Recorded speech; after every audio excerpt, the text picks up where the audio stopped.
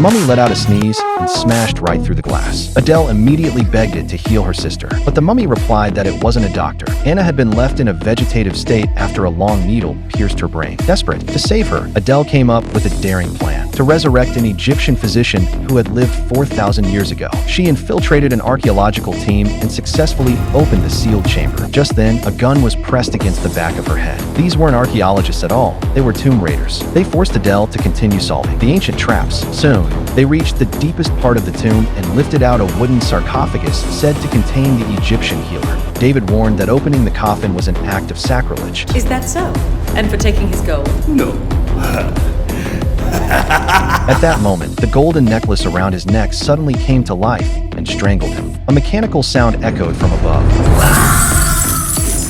Suddenly, another group arrived. Their leader gave a cold order: drag Adele outside and kill her. Before her execution, Adele asked for one last cigarette. My father, on his death. It's better this way. Whenever I use it, I think of him. I'd like to give you a souvenir. Whenever you use it, Professor, please think of me. She shoved the leader aside and tossed her lighter onto a pool of flammable oil on the ground. Then she leapt into the sarcophagus and was swept away by the underground river, escaping the tomb. John was a renowned expert on ancient Egypt and the only one who knew the ritual to bring the healer back to life. But to her shock, Adele discovered he'd been thrown in jail. As it turned out, John had accidentally activated a dinosaur egg at the museum. A pterosaur emerged, causing chaos and leading to the sheriff crashing his car into a river and dying. The bizarre news reached the president. A prefect with a showgirl, I might believe. But a pterodactyl? It's the 20th century.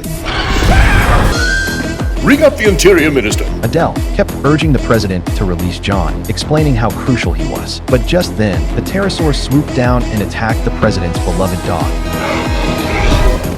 Still, the president ordered her thrown out. The next day, John was scheduled to be executed. At the last moment, Adele came flying in on the pterosaur and snatched him from the gallows. The dramatic rescue caught the attention of a dinosaur hunter who quietly took aim from a distance. The pterosaur was hit and crashed to the ground. Because of their psychic bond, John was injured as well. As he neared death, he decided to attempt the Egyptian resurrection ritual one final time. But just as the ceremony was about to succeed, the professor let out a blood-curdling scream and died. Adele looked toward her sister in despair.